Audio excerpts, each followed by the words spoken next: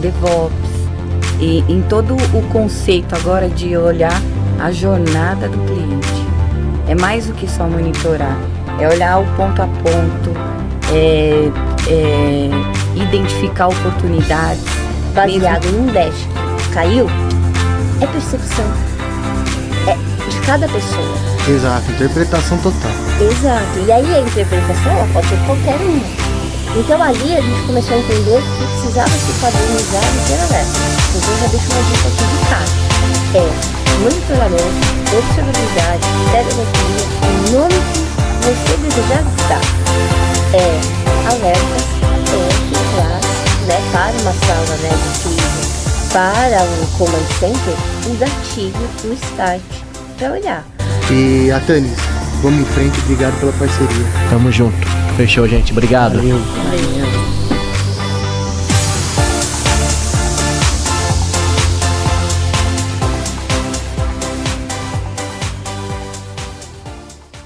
Bem-vindo todo mundo mais uma vez ao 7º episódio do TechOps. Dessa vez uma parceria bem legal que a gente fechou junto com a Jornada Colaborativa. Um tema que eu e o Atanis somos apaixonados, né? Com certeza. E conta aí um pouquinho o que vai rolar hoje. Show de bola, cara. Uma experiência incrível. Eu gostaria de começar, Ademar, agradecendo, né? Agradecendo o William Lavieri, né, por ter nos indicado, né, somos apaixonados pelo tema, a gente vem entregando muito conteúdo nas redes sociais, justamente para alavancar o conhecimento e disseminar o conhecimento na rede, e agradecer também a equipe toda da Jornada Colaborativa, né, por ter dado a oportunidade para a gente, e vai ser um marco na nossa história do TechOps, né, Ademar? Legal demais, a gente está participando de um livro. Exato. Já pode falar o nome? Não, acho que não. Já pode falar. A Jornada Colaborativa, a jornada da observabilidade no Brasil, né? Então, é engraçado que quando ele me falou isso daí, eu falei, cara, mas um podcast num livro, ou seja, o livro continua sendo livro. Exato. Só que dessa vez tem um QR Code ali que você consegue ver a gente aí, ó. Perfeito, então, cara. Os caras inovaram até nisso. Exato. Vamos escrever um livro, só que não vamos escrever o livro. O nosso capítulo vai ser aqui. Exato, e um tema super importante, participação das mulheres, né, que já é um tema que já vem avançando, mas numa área aí que tem ganhado visibilidade, que de fato falta bastante mulheres aí na parte de observabilidade, né? Exatamente, e hoje o foco foi trazer as superpoderosas, né, da observabilidade. Exato. E queria também aqui deixar registrado uma das convidadas, né, a Iná, que conhece muito do tema. Ela teve um problema de saúde, ela não pôde estar aqui conosco, então sinta-se abraçada, Iná, por todos nós aqui, e em breve você estará conosco aqui no nosso TechOps, trazendo toda a sua experiência, toda a sua bagagem com a parte de observabilidade. E aqui nós temos, Ademar, duas jovens da observabilidade que eu conversei com elas aqui nos bastidores, tem uma experiência incrível na parte de observabilidade, não só isso, mas também na parte de gestão de incidentes, de SRE, de deixar sistemas confiáveis. Quem são essas pessoas, Ademar? A gente está aqui com a Tati Paia, é Paia? Paia. Isso, e a Andréia Aranha. Estamos aqui, obrigado por estar participando aqui com a gente, de estar representando a Jornada Colaborativa. Elas são são as autoras, né, do livro também, né? São escritos, não sei por quantas pessoas exatamente, mas eu sei que elas escreveram ali bastante temas da jornada de observabilidade no Brasil. E a gente vai começar aqui. Quem quer começar se apresentando, contando um pouquinho a história? Vamos lá, vou começar, sou a Tati Paiá, porque Tatiane é coisa de mãe, né? E aí eu prefiro Tati Paiá, é assim que as pessoas me conhecem. Vou falar um pouquinho de mim primeiro, né? E eu acho que é legal também a gente introduzir algo sobre diversidade e inclusão, já que é para as pessoas verem. Eu sou uma mulher branca, né, de cabelos curtos, meio grisalhos, mas eu sou super nova, gente. Estou com uma camisa, né, laranja e branca, assim, bem bufante, tá? Tenho óculos e estou com brincos grandes. Estou muito feliz de estar aqui com vocês hoje, né, para falar sobre observabilidade, representar aí a jornada colaborativa. A gente, além de coautora do livro, nós somos, né, também da curadoria. Eu sou uma das lideranças do livro. E o livro surgiu de um sonho, né, que a Tati planta sementes. E eu tenho um sonho que o próximo hype vai ser observabilidade. Ainda que atrasada. Mas ela vai ser o próximo hype aí, né, trazendo muito benefícios para a IA. Mas a gente precisa de muita visão do que vai acontecer, né? E aí, num papo com o Antônio Muniz, que é o idealizador da jornada colaborativa, eu vendi esse pitch. Falei, e aí? Né, eu fui coautora na jornada de SRE. Falei, e se a gente falar de observabilidade? E aí ele abraçou a história e aí o livro está saindo aí, logo em breve será lançado. Inclusive, o meu capítulo também não é escrito. É um podcast também. Que legal, sobre observabilidade entre automobilismo, Fórmula 1 e a tecnologia. Olha só, então tem relação no automobilismo. A gente vai abordar aí. A observabilidade tá em tudo, o avião, o cockpit do avião, cara. Tá na vida. Tá na vida. A gente não nasce sem observabilidade. Bom, vou deixar aqui para quem estiver nos assistindo depois. Pensa bem, você vai no hospital onde a pessoa não tem nenhum monitoramento? Você vai confiar? Você vai confiar no que está se falando? É a mesma coisa. Inclusive você se auto-observa, né? O médico vai para casa e fica em observação. É isso, né? E aí, sobre essa paixão, tanto da tecnologia, né? 25 anos de tecnologia, uma mulher que veio da infraestrutura, passou por muitos momentos, tratou DevOps e SRE antes de ser DevOps e SRE, então a gente já vive isso, né? Na minha vivência. E tô aqui hoje, né? Construindo essa história e plantando essa semente sobre observabilidade. O papo vai ser bom. Vai ser top, já tô ansioso, cara. Também. Já tô ansioso. E Andréia Aranha, conta um pouquinho pra gente quem é a Andréia Aranha. Bom, a Andréia Aranha, né, ela trabalha na área de governança já há 28 anos. E no contexto de cultura, SRE e DevOps, há 10 aproximadamente começamos essa pauta ali com Daniel Grandes, acompanhando ele, Bezerra, Thiago Oliveira.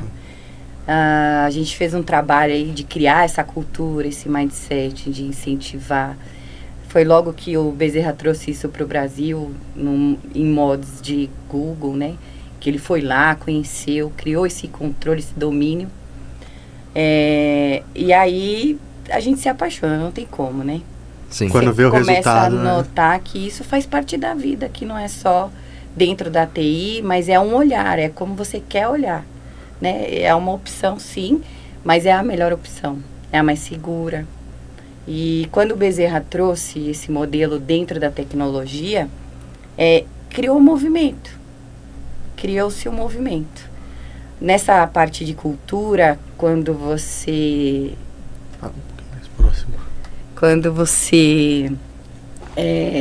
envolve todas as áreas e convida todos a participar, né? Então você tem um olhar aí da proposta de DevOps, que é unificar, né? Até então a gente tinha aí a TI com infra e operações, e depois de DevOps e SRE a gente tem aí essa operação junto, e com essa prática, como a Tati mesmo falou, hype que vai vir cada vez mais forte, até como necessidade de confiabilidade, estabilidade, né? E próximos passos. Essa é a Andréia, que se apaixonou aí na jornada por observabilidade. Tá desde o começo. Desde o começo, exatamente. Entramos bastante na parte de indicadores para respirar isso mesmo, fazer isso se tornar DNA dentro da própria governança.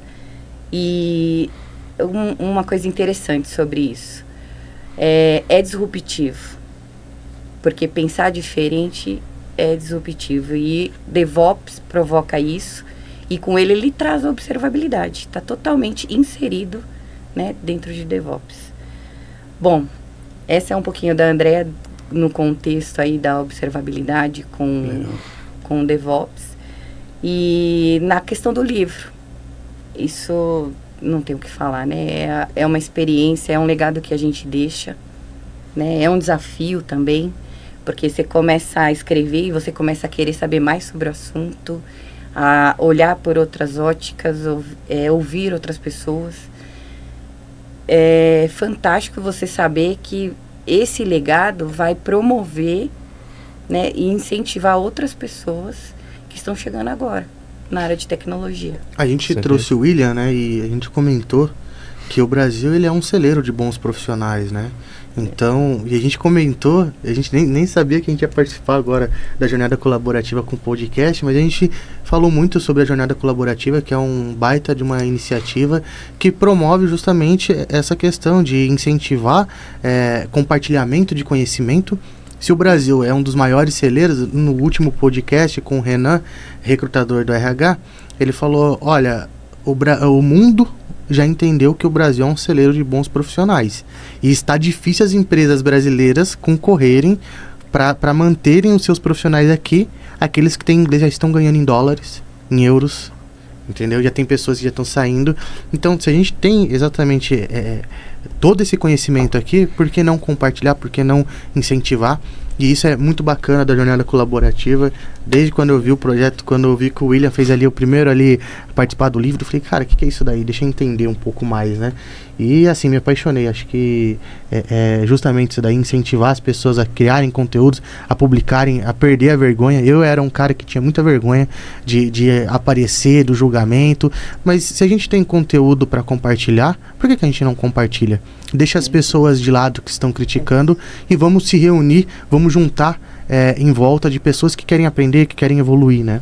Exatamente, as pessoas que criticam, os haters, né? Os caras haters. São caras que não trazem resultado, são caras que não fazem.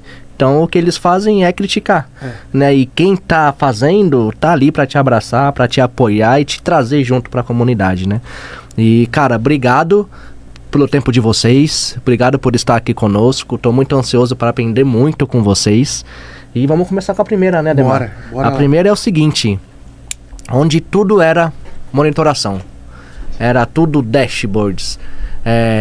Como que a observabilidade começou a entrar no mundo de vocês? Falar, para, isso aqui não é monitoração, isso aqui me parece algo muito além disso, né? Quando que caiu a ficha de vocês na questão de observabilidade, na questão, putz, isso aqui tá mais envolvido com cultura, isso cresceu, não é ferramenta, né? A observabilidade é para me trazer antecipação aos problemas, não é só telinha que eu olho se tá verde ou vermelho e escalo alguém. Então, quando que isso começou a entrar na vida de vocês? Conta um pouquinho da experiência, começando pela Tati. Boa, vamos lá, né? Como eu tenho 25 poucos anos, né? 25 anos, eu comecei nova, gente. Eu tinha 2 anos de idade. Brincadeira, gente, brincadeira. Mas com 25 anos, você vê muita coisa e a experiência vai te dando insumos para você entender que não é só aquilo. Então, há 10 anos atrás, esse ano faz 10 anos, numa oportunidade de trabalhar aí no e-commerce, que infelizmente não existe mais no Brasil, mas foi uma grande escola para mim, eu já comecei muito forte a entender que ali era um caminho, né? Métricas e indicadores. Métricas e indicadores, dados e números. Eu sou uma pessoa que sou voltada a dados, né? Dados e fatos. Eu falo que contra dados e fatos não existem argumentos e eu sou essa pessoa. Então, olhando ali, né? Eu trabalhava com muito forte a parte de cultura de gestão de incidentes, o famoso NOC, que hoje é Command Center, ou é on-call, ou tem ferramenta, né? Depende da cultura da empresa. Fui entendendo que a gente só conseguia trazer melhora nos processos com indicadores. E aí eu aprendi, como uma pessoa que cuidava de Command Center, eu entendi que a dor do Command Center, eu sou apaixonada, gente, pelo aquele aquário, né? Que tem aqueles monitoramentos, aquelas telas lindas. Aqueles dashboards bonitos. Lindo, não é? Nossa, Quem gosta de tecnologia, eu falo que é a Disney. Não é? É a Disney. Só que Você tá num filme. Vou contar parece um segredo. cockpit de avião, né, cara? É incrível, mas vou contar fascinante. um segredo. É só lindo. É só lindo. Porque para quem está ali 24/7 monitorando, tendo que entender uma sala de crise, Não, É complexo. Não é funcional, porque, concorda comigo, se você vai falar que você tem uma crise baseado num dash que caiu, é percepção. É de cada pessoa. Exato, interpretação total. Exato. E aí a interpretação, ela pode ser qualquer uma. Então ali a gente começou a entender que precisava se padronizar e ter alertas. Então eu já deixo uma dica aqui de cara. É monitoramento, observabilidade, telemetria, o nome que você desejar dar. É alertas, é o que traz, né, para uma sala, né, de crise, para um command center, o gatilho, o start, para olhar. O dash, né, todos aqueles números, indicadores, Tati, você está falando então que não serve. Serve, não é isso, né? Mas ele é complemento de troubleshoot, ele é complemento de análise. Ele vai ajudar as pessoas a entenderem o comportamento, né? Então, há 10 anos atrás, quando eu estava nessa frente de gestão de incidente, olhando ali, não tinha cloud, gente. Ainda a cloud estava começando, a gente não falava de SRE, porque SRE veio depois. A gente ainda estava aprendendo sobre DevOps lá no Velocity, que estava começando a se falar, né? Trabalhava numa estrutura que era uma diretoria totalmente só de operações e uma diretoria só de desenvolvimento. Nem produto ainda existia muito, essa coisa, né, da gente ter product manager. Isso ainda não estava começando no Brasil, né? Mas eu já olhava ali a crise, o problema, com números e observabilidade. Como a gente transforma isso em dados para a gente tomar decisões. E aí, com uma experiência de Black Friday, e-commerce, né? Como se lida com uma Black Friday? Com números. Você sabe se está dando certo ou errado? Seja no negócio, seja numa oferta positiva, ou seja na infraestrutura, seja na aplicação, é números, é observabilidade. Então eu já fui olhando isso e pegando esse carinho desde essa época. Que bacana.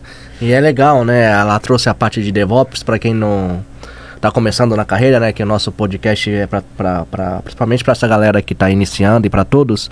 DevOps é a união, né, das atividades de desenvolvimento, né, com operações. Então, como que a gente faz integra isso, né, de uma forma que fica fluido para ambos os lados? E eu faço uma brincadeira com DevOps. Ainda que aqui, né, no Brasil, a gente tenha perdido a batalha e DevOps virou um cargo, DevOps é muito mais do que isso. DevOps é cultura. Mas, exatamente. É como você fala, é como você leva essa união, fazer dar certo, né?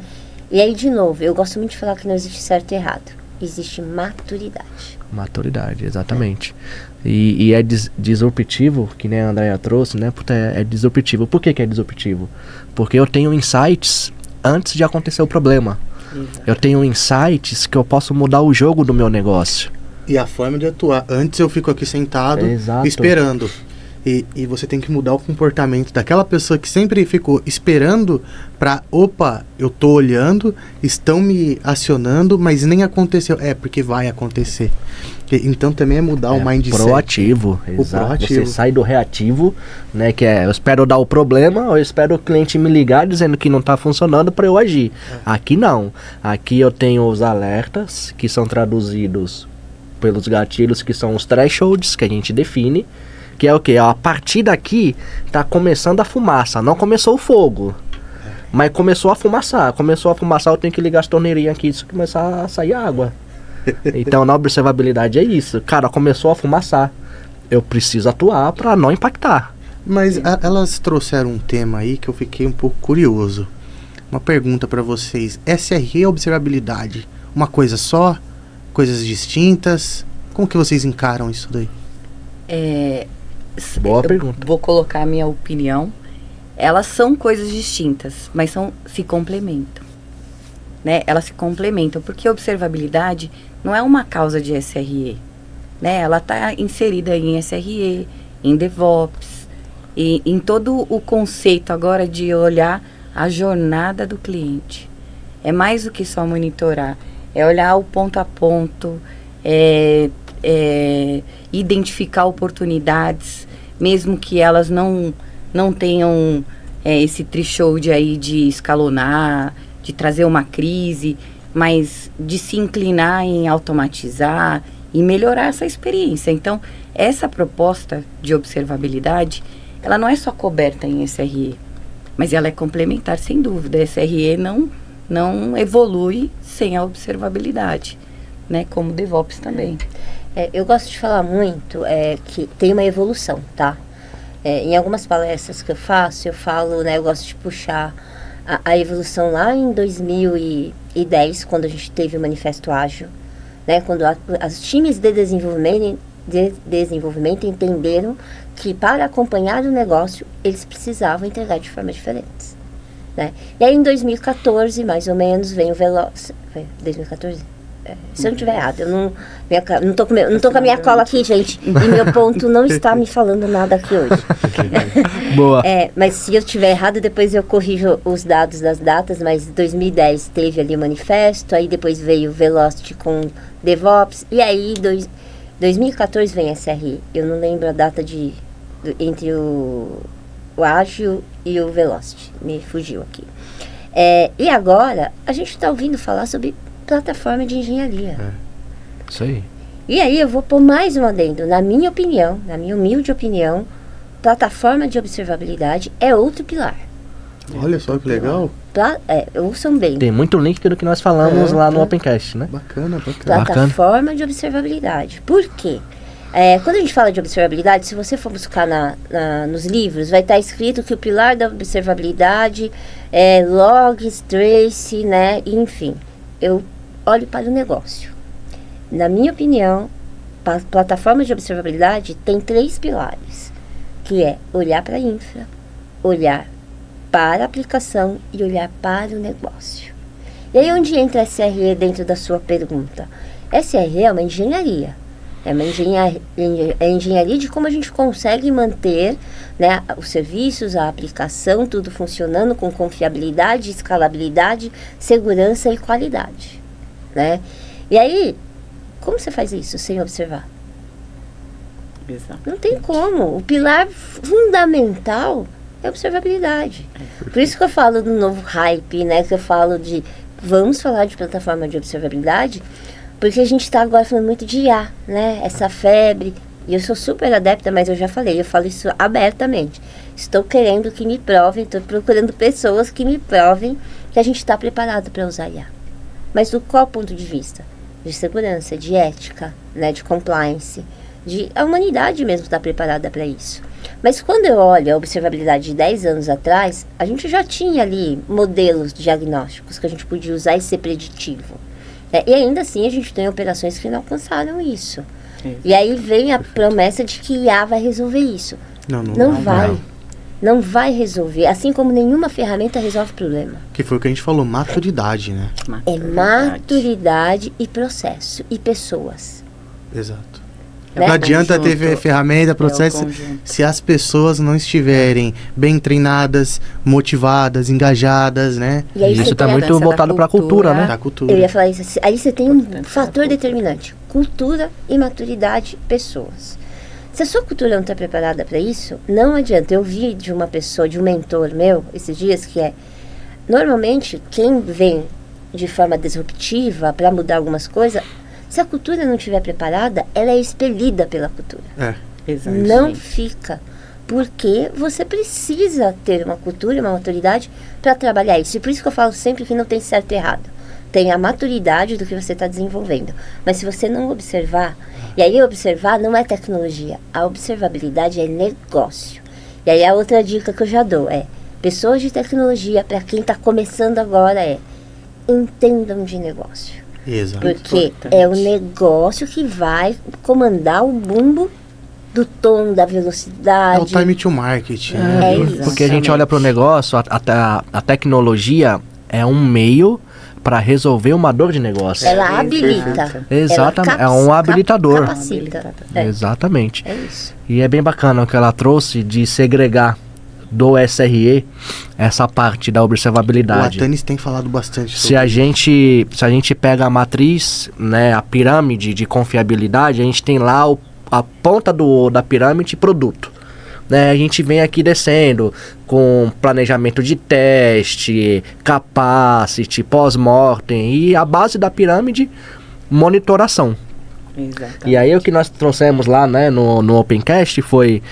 Eu já vejo um movimento também de segregação do SRE, essa parte de observabilidade, para você conseguir trabalhar de uma forma transversal na organização. Né? Porque quando a gente fala de cultura, o que é cultura?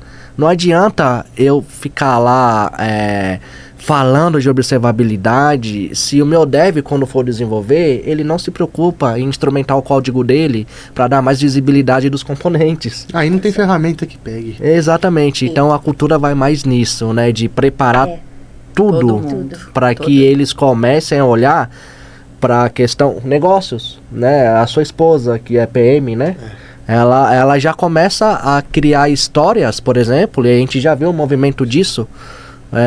Os dash já e ela é negócio, ela fala, ó, eu preciso atender esse objetivo de negócio e eu preciso dessas métricas para eu acompanhar o indicador. Já vou reservar o seu tempo de desenvolvimento para isso daí. E aí é onde entra a plataforma de observabilidade. Por quê? A gente não fala de ser agnóstico e de ter menos carga cognitiva para as pessoas. A plataforma de observabilidade, para além de marca, de ferramenta, de fornecedor. Aqui é para além. Você pode escolher quem for, até porque não existe ferramenta mágica. Não existe. E aí a falha está aí, porque muitos lugares escolhem uma ferramenta achando que vai resolver todos os problemas, e não é. Se o processo tiver falho, se as pessoas não souberem o que medir, não há ferramenta que resolva. Né? Então, a gente precisa fomentar isso como plataforma para entregar o básico. Para mim, infraestrutura, por exemplo, é básico. Né? Você não precisa ali, você precisa já nascer com aquilo pronto. E aí vem plataforma de engenharia. E aí você fala, e SRE, plataforma de engenharia? Tudo conecta. Tudo Mas conecta. o SRE, ele de fato, ele tem que ser desmembrado da plataforma de observabilidade, porque a plataforma de observabilidade, ela vai atender não só infraproduto, ela vai atender o negócio também. Exatamente. Então você vê que é uma coisa muito mais abrangente. Exato. É uma coisa Será que em encapsula. 2025 a gente já começa a olhar isso daí no Gartner? É um bom movimento. É um bom movimento. E falando disso, eu vejo um gap muito forte de profissionais. Porque quando você falou de observabilidade, ferramentas, eu falo muito isso com a Ademar. Falei, Ademar, vai lá no LinkedIn e procura lá. Especialista em observabilidade, Zabbix. Especialista em observabilidade, Dyna 3. Mas a gente eu vejo uma falta muito grande. Tá muito atrelado. De pessoas estratégicas. E eu não falo só isso. Vou pôr uma sementinha aqui. Será que as pessoas não têm vergonha de colocar isso? Porque você fala, observabilidade não está atrelado a uma ferramenta. Não é cool, não é legal, não está na moda. Será que eu fico... E assim, eu já vi movimentos de algumas empresas, né, inclusive Mercado Livre, de estar buscando engenheiras ou engenheiros de observabilidade. O cara estratégico, né, que vai pensar. Porque quando a gente abre o Gartner, vamos pegar ali o norte de qualquer profissional, ou o maior norte, né? Você entra lá, observabilidade. Dentro de observabilidade você tem o quê? Os fornecedores referência. Exato. Não é o contrário, fornecedores, um exemplo, ferramenta X, e aí você entra lá e tem a descrição. Não, é observabilidade, como que funciona e tudo mais.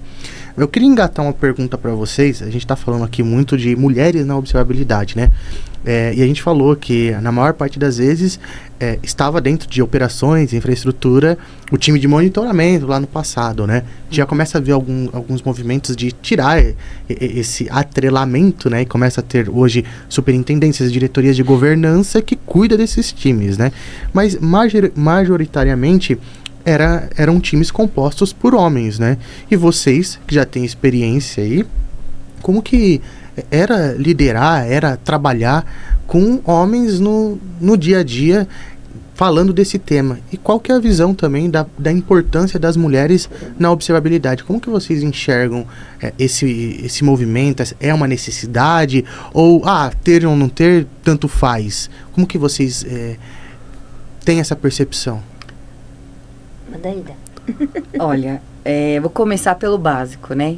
Uma mesa com só um quórum, ela não causa uma discussão, né? E a mulher, ela, de alguma forma, traz por outra ótica. Com certeza. Né? Ela observa por outra ótica. Ela tem, em casa, na vida, ela tem um cenário do contexto da família, né?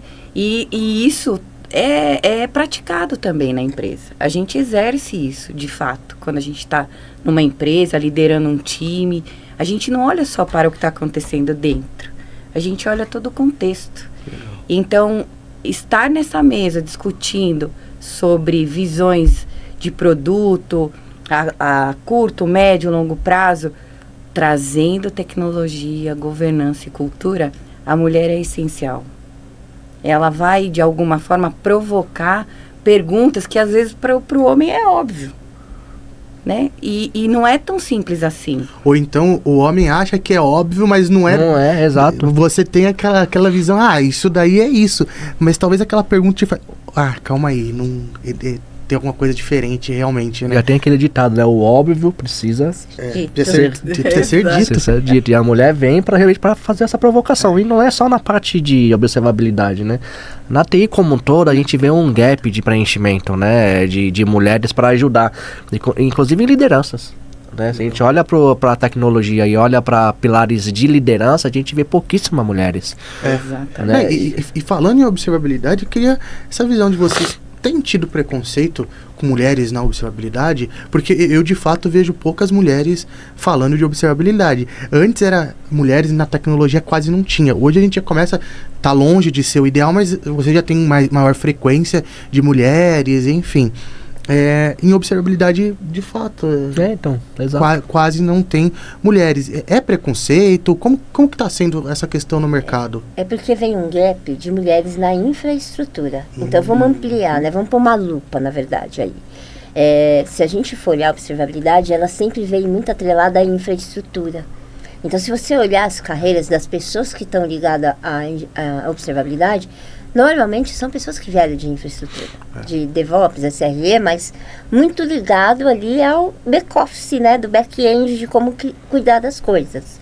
E a mulher em infraestrutura, a gente tem um gap grande, né? Exatamente, pelo preconceito, pelo medo, né, por não se sentir incluída. Eu gostaria de falar que 25 anos depois de eu ter iniciado, a gente mudou muito isso. Mas ainda não, a gente ainda engatinha muito. Penso que a gente evoluiu porque a gente tem as comunidades, a gente tem mulheres se apoiando, né?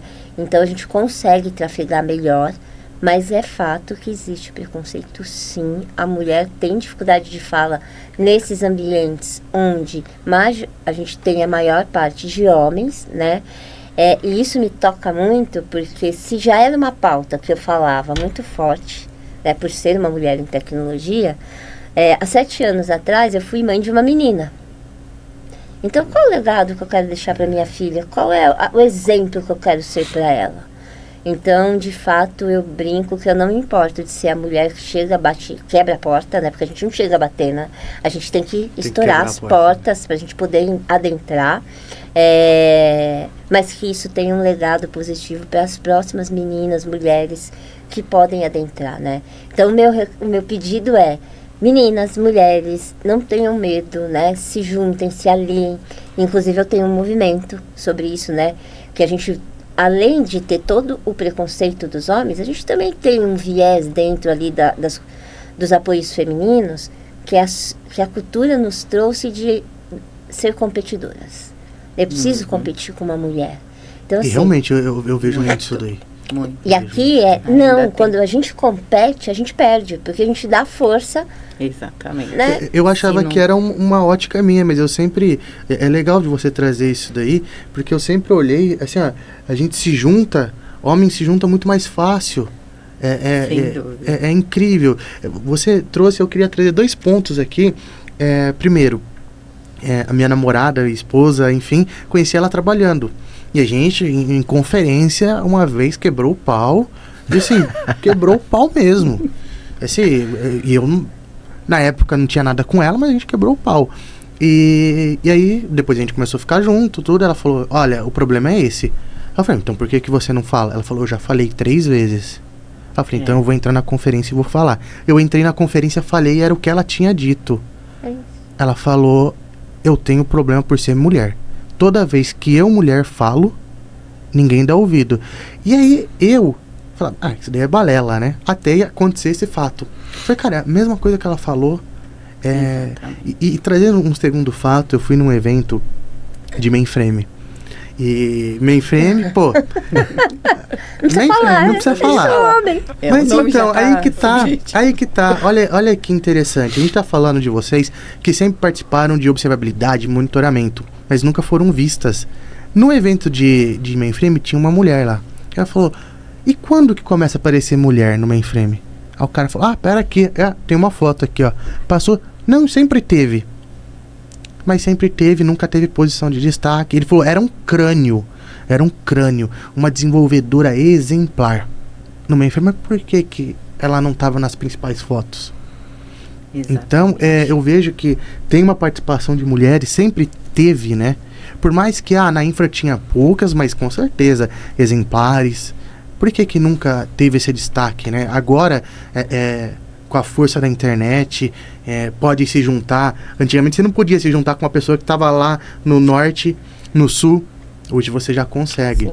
Então, esse movimento que você tem dito é de fato muito importante e de fato precisa quebrar a porta, né? E eu falo assim, né? Para as mulheres, né? Inclusive, sejam aliadas e não concorrentes, percebam que o movimento está fazendo com que vocês concorram e tentem quebrar esse ciclo, né? E eu até uso muito uma hashtag, né? Hashtag AliadasTech, para que a gente possa quebrar esse movimento e se unir cada vez mais.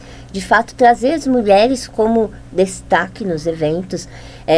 Eu faço muito DevOps Days, né? Sou apaixonada por esse evento e a gente vê muito movimento, né? Das pessoas que coordenam esses eventos para trazer mulheres. Eu já participei de eventos que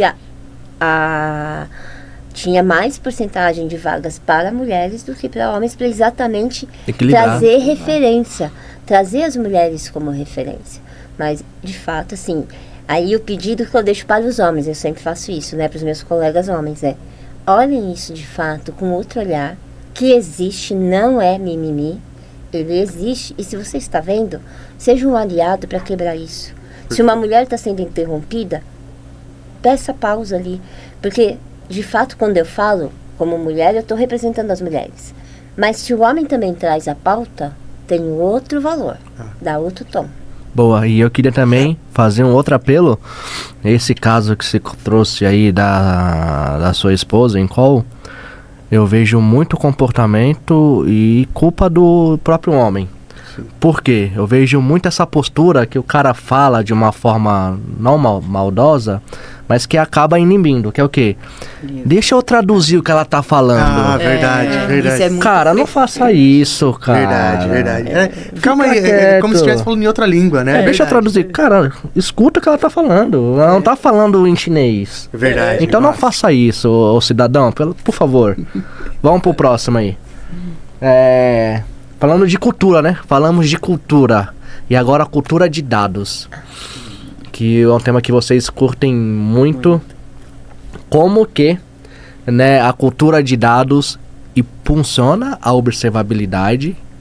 E complementando, uma vez que eu tenho uma empresa focada em data-driven, eu tenho que ter observabilidade mais apurada ainda? Qual que é a opinião de vocês? É interessante, né? Eu falei que eu sou uma pessoa voltada a dados e fatos. E o que é observabilidade, gente? Puramente dados. Então, por que ainda... Vamos fazer a trend. Em pleno 2024, a gente ainda não conseguiu unir a disciplina de dados com observabilidade numa coisa só. Dentro das empresas que vocês já passaram, quantas vezes você olha lá o silo de dados... Tem engenharia de dados, às vezes ela está dentro de tecnologia. Tem tudo, e aí você tem toda uma fonte de dados, e aí você tem, né, data house, tem tudo lá, e a observabilidade está sendo criada em outro lugar. É o mesmo dado, gente. E aí, eu vou trazer outra polêmica. Aí a gente fala que a ferramenta de observabilidade é cara. Mas por que a gente não filtra o dado desde o começo, que é um dado... E traz ele numa única, como um evento, por exemplo, numa única linha. E aí quem precisar consumir o dado, seja observabilidade, seja negócio, vai consumir uma única fonte de verdade. Mas o que eu mais vejo é várias fontes de verdade, cada dash tem uma informação, a gente ainda não alcançou maturidade sobre isso. As maiores empresas hoje têm brigado muito por isso, né? Tem. É engraçado, eu conversei recentemente com uma pessoa, vou até citar o nome do Santander, e lá a área de dados em engenharia de riscos, acho que é uma coisa assim, a pessoa que está construindo observabilidade é o cara de dados lá, é o cara que antes mexia com Power BI, e ele tá, e isso acho que é uma maturidade, só que assim, tá ainda em silos, né? E isso precisa disseminar. Deu certo, expande. Sim, essa parte de dados tem Embrionário. tem um estudo tudo para isso, né? Eu tenho muito contato com o CDO, né? Que são os caras responsáveis por como o dado trafega na organização. Então essa parte de observabilidade para dados é muito importante para você ver como que o dado se transforma quando ele vai trafegando pelas camadas da organização. Então ele entra CPF aqui, como que sai lá na ponta, né? E como que a gente consegue, com observabilidade, acompanhar todas essas transformações desses dados, né? Então é um ponto muito importante para a gente conseguir ter o conhecimento disso. E aí a dica aqui de como fazer isso acontecer. Exato.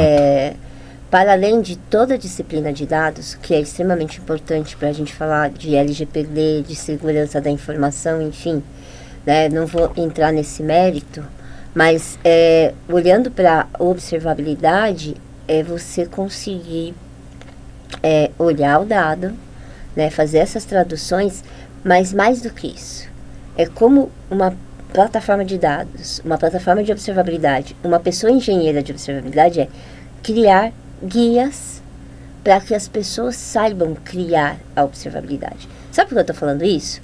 Sabe qual é o que mais derruba ferramentas de observabilidade numa empresa? Vocês sabem? Qual é o custo? Logs. Logs, ingestão de logs é o mais pesado numa ferramenta de observabilidade. E aí ela é a vilã. Mas você acha que é por culpa da ferramenta? Não é. Você tem que fazer o que você vai ingestar de fato, né? Aí a pergunta, será que as nossas pessoas de desenvolvimento, de negócio, inclusive PMs, estão preparadas para construir logs e saber que métricas elas querem traduzir? Da minha experiência, eu estou falando pela minha experiência, não estão. Então a gente precisa ajudar a criar essa cultura de dados, data-driven, pessoas analíticas que saibam construir o log e só plotar aquilo que de fato vai trazer relevância. Exato. Eu passei por lugares onde a gente plotava tudo e aí a conta de ingestão de dados era milionária. A gente até participou de um projeto onde o time, né? Eu falo que eu tive o privilégio de ter um time incrível ali. Eles fizeram um trabalho que reduziu $120 mil mês. Caramba. De ingestão de dados, só criando um guia para como as pessoas de desenvolvimento tinham que construir logs. Ou seja, a observabilidade está lá no desenvolvimento. Lá na concepção. Tá lá. Tudo. Legal. É isso. Eu vou trazer até um exemplo, já puxando esse seu gancho, tá em tudo. Esse time de observabilidade conhecia muito do negócio. E aí tinha uma ferramenta de dados que não estavam trazendo os dados que a gente precisava na época. Eles construíram a informação de negócio. E aí a gente sabia quantas pessoas tinham online ali no aplicativo através do que essas pessoas engenheiras de observabilidade construíram. E aí vem de uma pergunta, né, que a gente falou aí. Times fora, dentro, times... Como funciona o time de...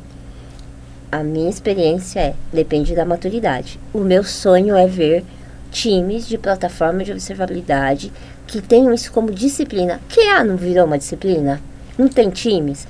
E aí eu não vou entrar aqui no mérito da discussão se a gente tem que ter pessoas QA em times.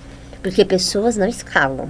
Então eu não sou adepta que porque eu tenho um time de observabilidade, eu tenho que ter uma pessoa de observabilidade em cada squad. Não, não é isso. Tem que ser escalável. Tem que ser escalável. E pessoas não escalam. A gente escala ferramentas, Conhecimento. processos, automação e conhecimento. Então, a disciplina de observabilidade passa a ter uma relevância muito importante. E aí você ensina as pessoas a usar. E passa a ser uma disciplina. E, Atanis, vamos em frente. Obrigado pela parceria. Tamo junto. Fechou, gente. Obrigado. Valeu. Valeu.